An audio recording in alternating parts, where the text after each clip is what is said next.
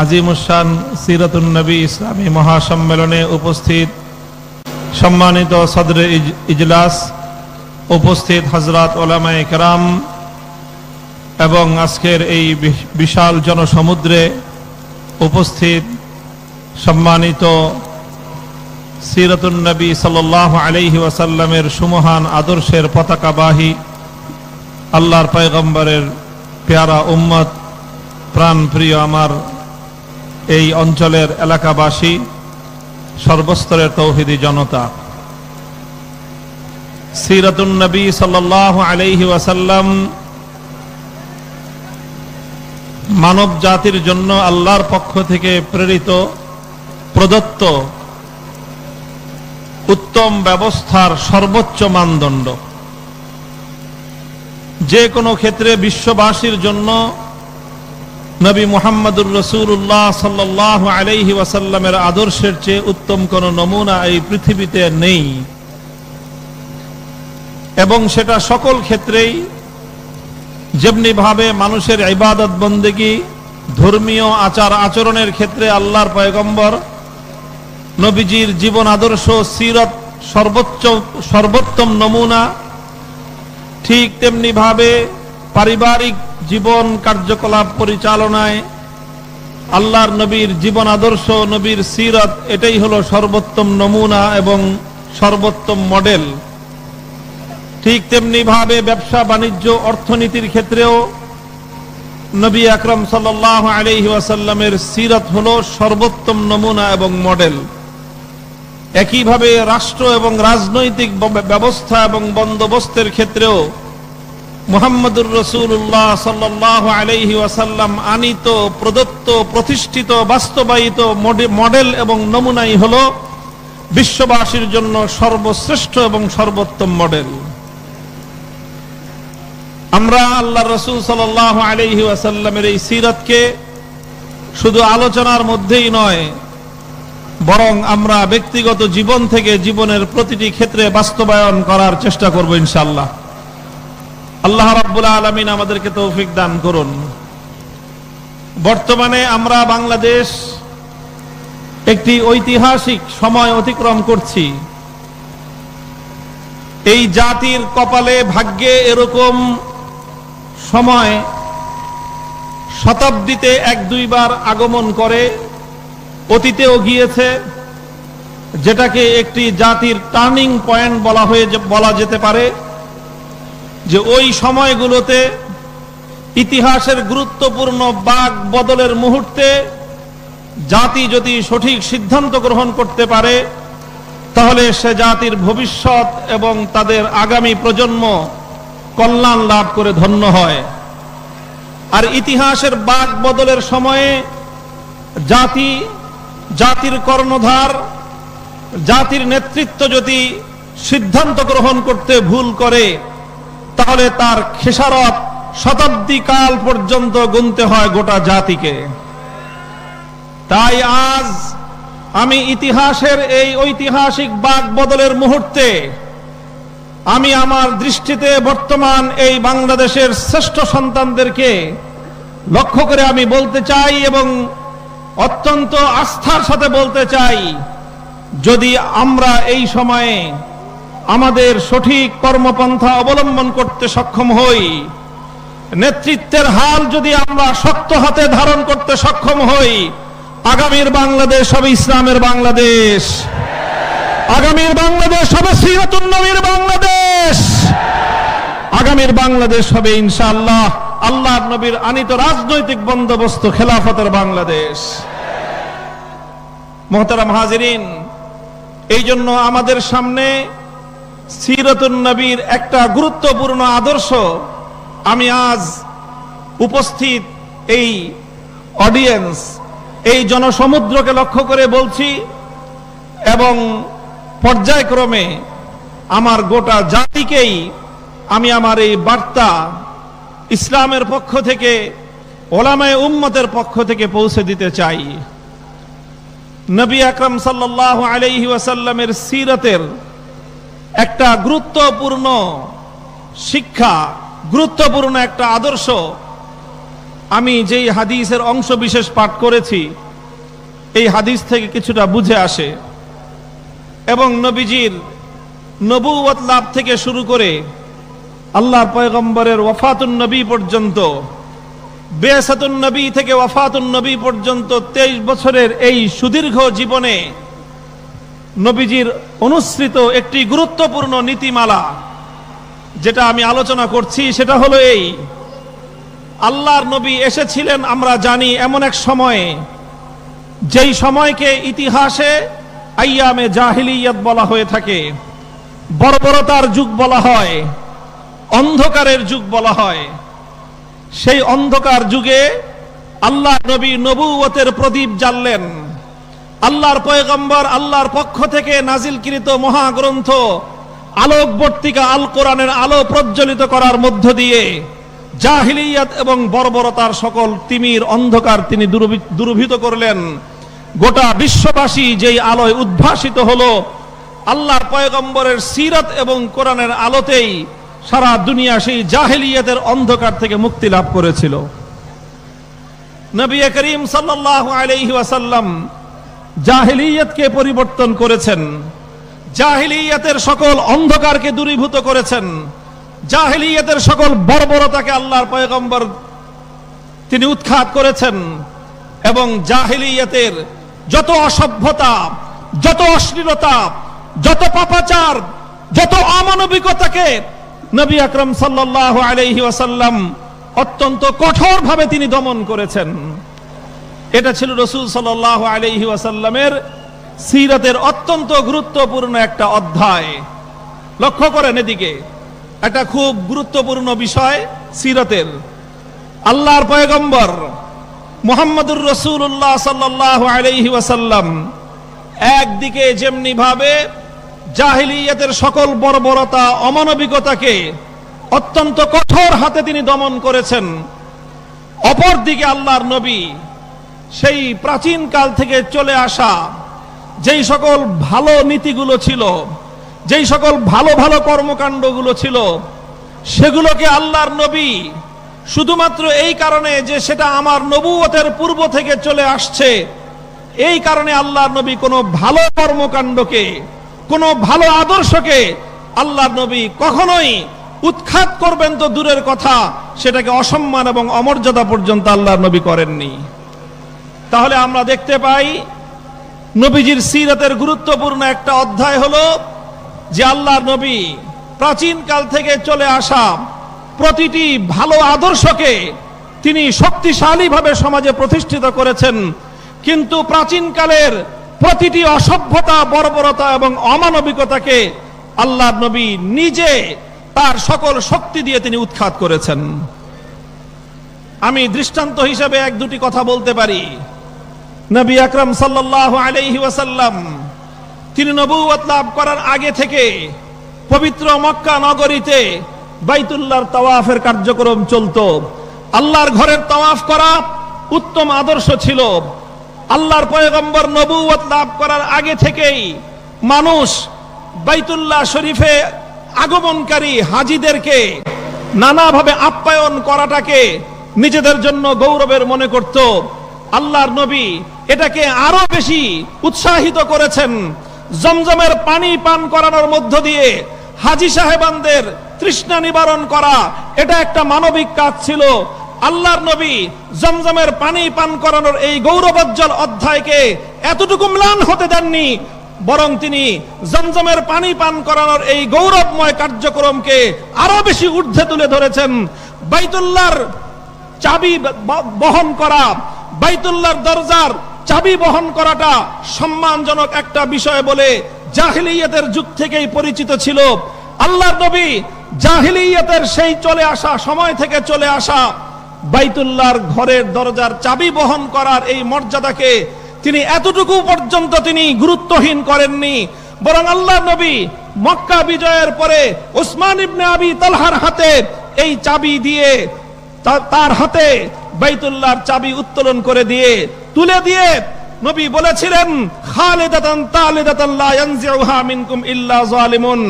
হে উসমান ইবনে আবি তালহা, আজ আমি তোমার হাতে এই পৃথিবীতে আল্লাহর ঘর বাইতুল্লাহর চাবি তথা মর্যাদার এবং গৌরবের এই প্রতীক তোমার হাতে তুলে দিলাম, তোমার পরে তোমার বংশধর এই চাবি বহন করবে, কোন অত্যাচারী জালেম ছাড়া কেউ তোমাদের হাত থেকে এই গৌরব এবং মর্যাদা কেড়ে নিতে পারবে না। আল্লাহর কোরআন আল্লাহর নবীর এই নীতিকে সমর্থন দিল। আল্লাহর কোরআন আল্লাহর নবীর এই নীতিকে সমর্থন দিল শুধু নয়, বরং এই নীতিকে আরো মজবুত করে বিশ্ববাসীর সামনে আল্লাহর নবীর এই অনুসৃত আদর্শকে অনুসরণীয় হিসেবে তুলে ধরে আল্লাহ কোরআনের আয়াত নাজিল করলেন, ইন্নাল্লাহা ইয়া'মুরুকুম আন তুআদ্দুল আমানাতি ইলা আহলিহা। আল্লাহ পাক রব্বুল আলামিন প্রতিটি আমানত যার যার প্রাপ্য যেটা সেটা তাকে বুঝিয়ে দেওয়াটাই এটা আল্লাহ পাকের নির্দেশ। আল্লাহর নবী জমজমের পানি পান করার দায়িত্ব পূর্ববর্তী দায়িত্বশীলের হাতে তুলে দিয়েছেন। আল্লাহ পাক বললেন এটাই আপনি সঠিক কাজ করেছেন। আল্লাহর নবী বাইতুল্লাহর চাবি পূর্ববর্তী ওসমান ইবনে আবি তালহার হাতে তুলে দিলেন। আল্লাহর নবী বললেন, আল্লাহ বললেন যে এটাই আপনি সঠিক করেছেন। ভালো কাজগুলোকে সমাজের মধ্যে বাঁচিয়ে রাখতে হবে। জাহিলিয়াতের যুগ থেকে ভালো কাজ ছিল বলে, সেটা জাহিলি যুগের লোকেরা ভালো কাজটা করত বলে সেই ভালো কাজকে ইসলাম কোনোদিন অসম্মান করে নাই, অমর্যাদা করে নাই। কোন ভালোকে কোনোদিন ইসলাম দাফন করে না, বরং প্রতিটি ভালোকে ইসলাম উৎসাহিত করে। এটাই সিরাতুন নবী। ভালোকে উৎসাহিত করেছেন। পূর্ব যুগ থেকে চলে আসা প্রতিটি উত্তম কার্যকলাপকে আল্লাহর নবী শক্তিশালী করেছেন, বরং আল্লাহর কোরআন আয়াত নাজিল করে সেটাকে মানুষের মধ্যে আরো উজ্জীবিত করেছে। এটা হলো সিরাতুন নবীর একটা দিক। ঠিক তার বিপরীতে যে সকল অন্যায়গুলো ছিল, যে সকল খারাপ কাজগুলো ছিল, যেখানেই থাকুক না কেন, সেটা হোক সেটা নিজের পরিবারের মধ্যে, হোক সেটা নিজের আপনজনদের মধ্যে, হোক সেটা নিজের ভাইয়ের মধ্যে, হোক সেটা নিজের চাচার জীবনে, প্রতিটি বর্বরতা, প্রতিটি অন্যায়, প্রতিটি জুলুম শেকড় শুদ্ধ আল্লাহর নবী উপরে ফেলেছেন। রাসূল আকরাম সাল্লাল্লাহু আলাইহি ওয়াসাল্লাম যেদিন মদিনা স্টেট ঘোষণা করলেন, ইসলামী রাষ্ট্রের বুনিয়াদ কায়েম করলেন, আল্লাহর নবী ঘোষণা দিলেন, আলা ইন্না রিবাল জাহিলিয়াতি মাওযুউন তাহতা কদামাইয়া, আলা ইন্না দিমাল জাহিলিয়াতি মাওযুউন তাহতা কদামাইয়া, ওয়া ইন্না আউওয়ালা রিবান আদাউহু রিবাল আব্বাস ইবনে আব্দুল মুত্তালিব। নবীজি বললেন, জাহিলিয়াতের যুগ থেকে সুদ নামক এক ভয়াবহ মানুষের রক্ত চোষা এক অর্থনৈতিক কার্যকলাপ এবং রীতিনীতি পরিচালিত হয়ে আসছে। সুদের মতো মানুষের গরিবের রক্ত চোষণকারী এই বর্বর রীতি একটি সভ্য সমাজে চলতে পারে না। নবীজি বললেন, সুতরাং আজ আমি মুহাম্মদ আরবি ঘোষণা করছি, জাহিলিয়াতের যুগ থেকে চলে আসা সকল সুদের কবর রচনা করলাম আমি মুহাম্মদ আরবির মা পায়ের নিচে। সমস্ত জাহিলি সুদ আজ থেকে দাফন হয়ে গেল। ওয়া ইন্না আউওয়ালা রিবান আদাউহু রিবাল আব্বাস ইবনে আব্দুল মুত্তালিব। ইতিহাসের স্মরণীয় বাণী। নবীজি সর্বপ্রথম সেই সুদ মওকুফ করার কার্যক্রম অভিযান শুরু করলেন আরেকজনের ঘাড়ের উপর দিয়ে নয়, বরং নিজের ঘরের ভিতর থেকে।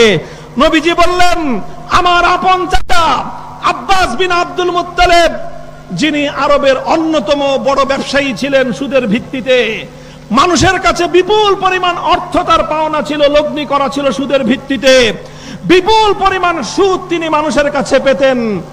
নবীজি বললেন, আমার চাচা আব্বাসের পক্ষ থেকে আমি মুহাম্মদ আরবি দায়িত্ব নিয়ে ঘোষণা করছি, আমার চাচার সুদ কেউ পরিশোধ করবে না।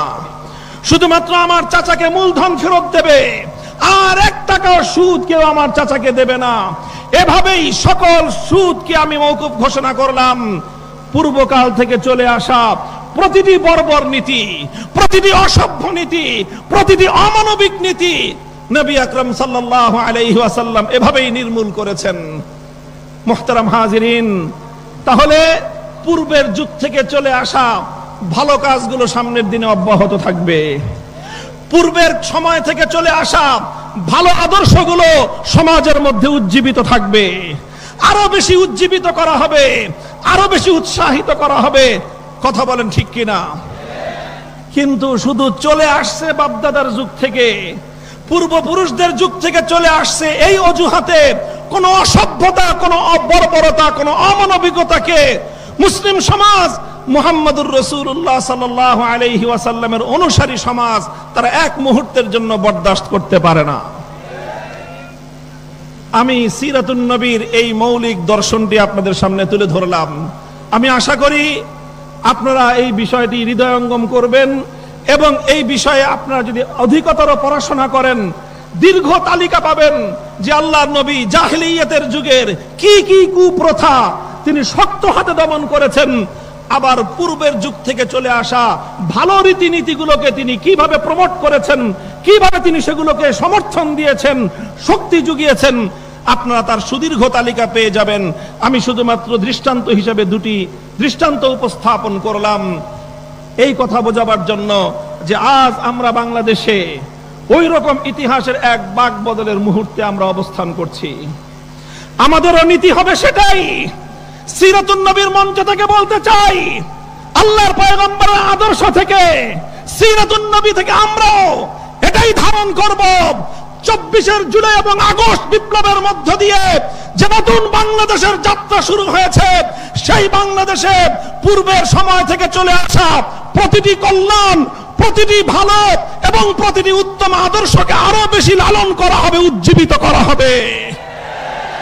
নারে তাকবীর, নারে তাকবীর, দুনিয়ার মুসলিম, নারে তাকবীর। শুধু পূর্ব থেকে চলে আসা ভালো আর উত্তম আদর্শগুলোকে উজ্জীবিত করলেই চলবে না, পূর্ব থেকে চলে আসা সকল বর্বর, অন্যায়, জুলুমের নীতিগুলোকে উৎখাত করতে হবে? বলেন কথা ঠিক না বেঠিক? আমরা আমাদের অবস্থান জাতির সামনে পরিষ্কার ঘোষণা করছি, প্রতিটি ভালোর সঙ্গে আমরা আছি, প্রতিটি মন্দের উৎখাতের যুদ্ধে আমরা প্রথম সারিতে আছি। বলবেন হুজুর পূর্ব থেকে ভালো কি কি চলে আসছে, সংক্ষিপ্ত চার্ট উল্লেখ করে দেই। পূর্ব থেকে চলে আসছে ভালো। 1905 সালে এই পূর্ববঙ্গের মুসলমানদের ইসলামী চেতনা, মুসলিম জাতিসত্তার উত্থান এবং উন্নয়নের জন্য এই পশ্চিমবঙ্গের আধিপত্য খর্ব করে, দাদা বাবুদের আধিপত্য, তাদের প্রভুত্বকে খর্ব করে মুসলমানরা যেন তাদের পায়ের উপর দাঁড়িয়ে নিজেরা স্বাধীন জাতিসত্তা গঠন করতে পারে, সেই জন্য 1905 সালে বঙ্গভঙ্গ করা হয়েছিল। আমরা সেই বঙ্গভঙ্গের চেতনাকে সামনের দিনে অব্যাহত রাখতে চাই। আমরা বলতে চাই আমার সোনার বাংলাদেশ আর কোনদিন দাদা বাবুদের গোলামে পরিণত হবে না। নারে তাকবীর, সাবিলুনা সাবিলুনা, তারিকুনা তারিকুনা। আমরা বলতে চাই হাজী শরীয়তুল্লাহর এই বাংলার মাটিতে, হাফিজজির এই বাংলার মাটিতে, শাইখুল হাদিসের বাংলার মাটিতে, শাইখুল ইসলাম আহমদ শফির বাংলার মাটিতে, আল্লামা জুনায়েদ বাবুনগরীর এই বাংলার মাটিতে পৌত্তলিকতার আধিপত্যকে আমরা আর কোনদিন বরদাস্ত করব না ইনশাআল্লাহ। নারে তাকবীর, দাদা বাবুদের কালো হাত, নাসিক মুর্দাদের কালো হাত, দুনিয়ার মুসলিম।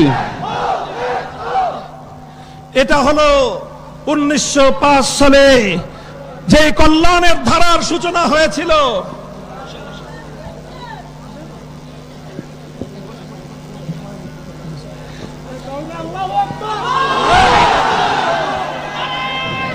নারে তাকবীর, পীর সাহেব হুজুরের আগমন মাহফিলের পক্ষ থেকে নারে তাকবীর। তাহলে আমাদের পূর্বপুরুষরা যেভাবে একটি স্বাধীন মুসলিম জাতিসত্তার উত্থানের লক্ষ্যে কলকাতার দাদা বাবুদের আধিপত্যকে খর্ব করার জন্য সংগ্রাম করে, লড়াই করে এই পূর্ববঙ্গের মুসলমানদের উত্থানের জন্য যেই কল্যাণের ধারা সূচনা করেছিলেন, আগামী দিনেও সেই ধারার শক্তিশালী হবে। তাই বাংলার মুসলমানেরা বঙ্গভঙ্গ রোধ করার জন্য সাম্প্রদায়িক অপশক্তির মূল হোতা রবীন্দ্রনাথ ঠাকুরদের মতো সাম্প্রদায়িক এই সকল অপশক্তির গুণকীর্তন বাংলাদেশের মানুষ ভালো চোখে দেখবে না।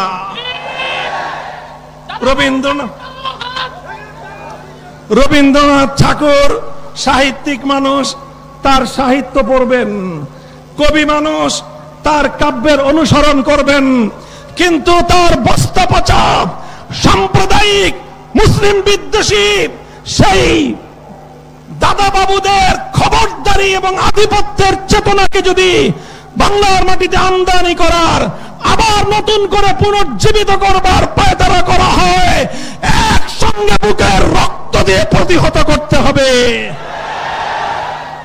এক নম্বর কথা, 1905 সালের বঙ্গভঙ্গের সেই চেতনাকে আবার আগামীর বাংলাদেশে পুনর্জীবিত রাখতে হবে। 1947 সালে ভারতবর্ষ থেকে ব্রিটিশদেরকে বিতাড়িত করে আমাদের পূর্বপুরুষগণ এই মাটিকে স্বাধীন এবং মুক্ত করেছিল। সেই মুক্ত স্বাধীন মাটিতে সর্বপ্রথম ব্রিটিশ বিতাড়নের বিজয়ের ওই শুভক্ষণে ব্রিটিশ বিরোধী 190 বছরের স্বাধিকার আন্দোলনের বিজয়ের উদযাপনের সময় স্বাধীনতার পতাকা উত্তোলন করেছিলেন আমাদের পূর্বপুরুষ, আমার দাদা উস্তাদ আল্লামা জাফর আহমদ উসমানী রহমতুল্লাহ আলাইহি।